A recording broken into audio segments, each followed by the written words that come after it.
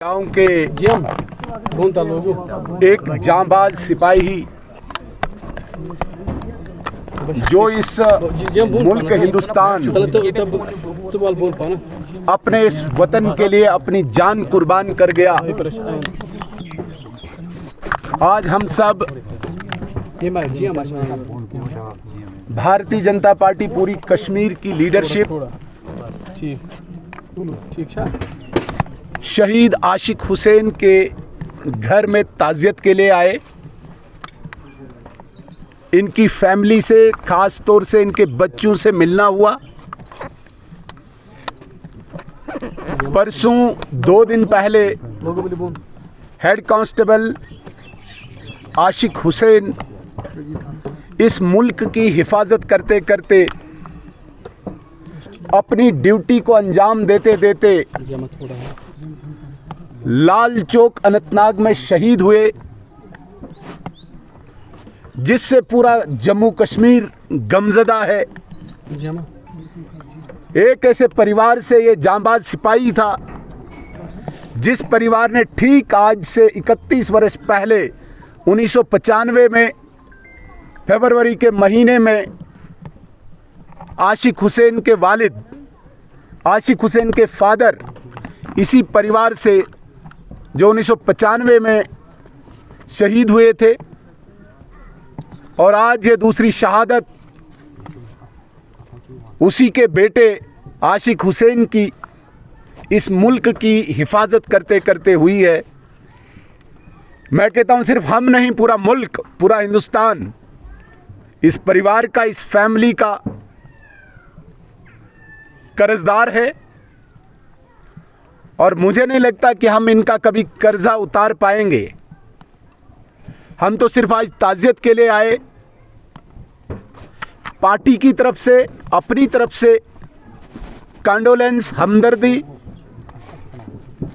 और इसके अलावा अभी मुल्क के वजीर दाखिला जनाब अमित शाह साहब की भी बात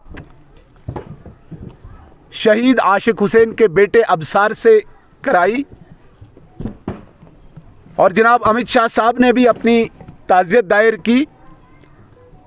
उन्होंने मुझे कहा था कि जब वहाँ जाओगे मुझे इनके परिवार से बात कराना, और जब मैं कश्मीर आऊँगा तो ज़रूर यहाँ पे आऊँगा। मैंने अपनी पार्टी की तरफ से और भारत सरकार की तरफ से भी इनको पूरा विश्वास दिलाया है कि जिस परिवार ने 2 शहादतें इस मुल्क के लिए दी है, उस परिवार की सारी मुसीबत, परेशानी, समस्याएं, इसके लिए हम हमेशा आपके साथ खड़े हैं। और ये सिर्फ लफ्ज़ों में नहीं, ये सिर्फ शब्दों में नहीं, प्रैक्टिकल भी इस फैमिली को लगेगा कि नहीं, हमारे साथ मुल्क खड़ा है, हमारे साथ भारत सरकार खड़ी है। ये विश्वास दिलाने के लिए हम सब यहाँ पे आए। स्टूडेंट को पीटा जा रहा है, किस नजरिए? आज प्योरली हम शहादत में ताज़ियत के लिए आए हैं, और अगर मैं कोई लफ्ज़ दाएं बाएं करूं तो ये इस ताज़ियत में मुझे लगता है कहीं न कहीं कोताही होगी। इस जम्मू कश्मीर पुलिस में एसपीओ में बहुत सारे ऐसे नौजवान हैं। आपने बहुत, इन्होंने बहुत सुंदर सवाल पूछा। एक ऐसा शहीद लालपुरा से निकला है, और इस शहीद का, मैं तो कहता हूँ ये परिवार 2 शहीदों का है।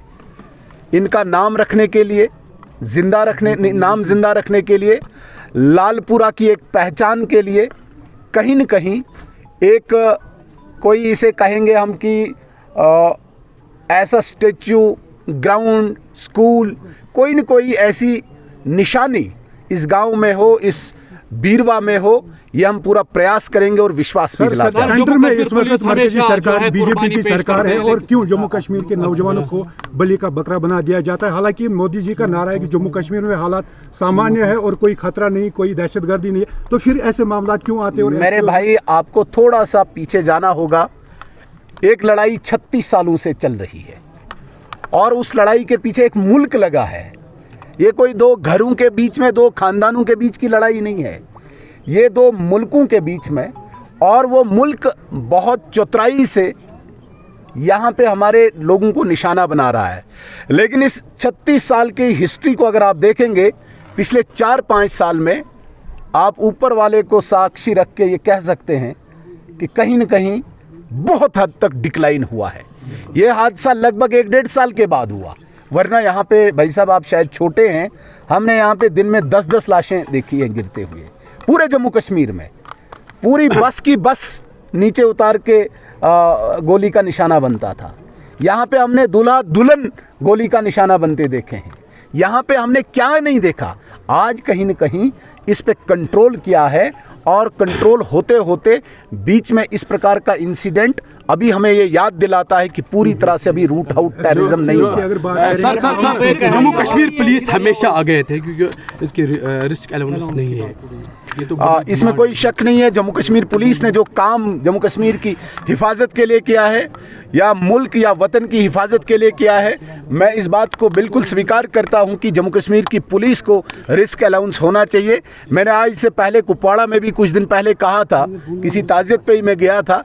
डेफिनेटली इस पे काम चल रहा है, और ये डिज़र्व करती है जम्मू कश्मीर पुलिस। जम्मू कश्मीर पुलिस अपने आप में पूरे मुल्क में एक डिफरेंट, एक यूनिक पुलिस है जिसने टेररिज्म को यहाँ पे ख़त्म किया है और अभी लड़ भी रहे। और इस बात को मैं स्वीकार करता हूं कि रिस्क अलाउंस होना चाहिए, और उसके लिए कवायद चल रही है। की बात अगर करेंगे सर, एसपीओ पिछले कई सालों से अपनी डिमांडें रख रहे हैं सरकार के सामने, अभी तक रेगुलराइज उनको नहीं किया गया। देखिए, रेगुलराइज का कोई अहम भूमिका रहती है ड्यूटी के दौरान। एसपीओज का रेगुलराइजेशन के लिए एक अलग मैकेनिज्म है, शायद आपको नहीं पता होगा। एसपीओज जब तक मोदी सरकार नहीं थी तब तक 3000 की इनकी सैलरी थी, और वो भी पूरे तरीके से नहीं मिलती थी। मोदी गवर्नमेंट बनने के बाद एक मैकेनिज्म बना कि 5 साल तक 3000, 5 साल के बाद पता नहीं 9 साल या 10 साल के तक 15000, ऐसे 18 साल नहीं 15 साल की सर्विस में 18000। और रेगुलराइजेशन के लिए इनका कोटा होता है, पुलिस में जब भर्ती होती है इनको स्पेशल नंबर दिया जाता है। लेकिन अभी जो एसपीओज की डिमांड है वो डिमांड सैलरी एनहेंसमेंट की है, वो ज़ेरे गौर है मरकज़ी हुकूमत के, और आप यकीनन बहुत जल्दी सुनेंगे कि एसपीओज की जो डिमांड एनहेंसमेंट ऑफ सैलरी है वो भी पूरी होगी। शर्मा साहब, बीरवा में बहुत बड़ा सान्या हुआ, 20 शॉप, इसका बहुत अफसोस है। मैं इसका हमें बहुत पीएम पैकेज होना चाहिए इस पे। देखिए, बीरवा का जो कम्प्लेक्स गिरा है वो हमने भी देखा है, और ज़रूर जो लोगों का नुकसानात हुआ है, यहाँ पहले जम्मू कश्मीर सरकार को तो पहले देखना चाहिए। हम हर चीज़ मरकज़ पे डालें वो तो ठीक है, लेकिन रियासती हुकूमत तो मांगे। मुख्यमंत्री साहब यहाँ पे आए, वो तो देखे कि कितना नुकसान हुआ है, वो मरकज़ को भेजे, फिर हम भी मदद करेंगे। इनका काम भी कुछ है ना कि नहीं है? सीधे दुकान गिरी तो मरकज़, सड़क बनानी तो मरकज़, तो इनको क्या ऐशो आराम करने के लिए रखा है? आप यहाँ से भेजिए, प्रपोजल भेजिए मरकज़ को, मरकज़ देने को तैयार है। और ये हमारे वज़ीर आला साहब ने हर बार माना है कि दिल्ली दिल खोल के पैसा मुझे दे रही है, तो मांगे तो सही। सुनील साहब, जो गिरफ्तारियां हो रही है, नहीं बस साहब, शुक्रिया, थैंक यू सर। तार बचा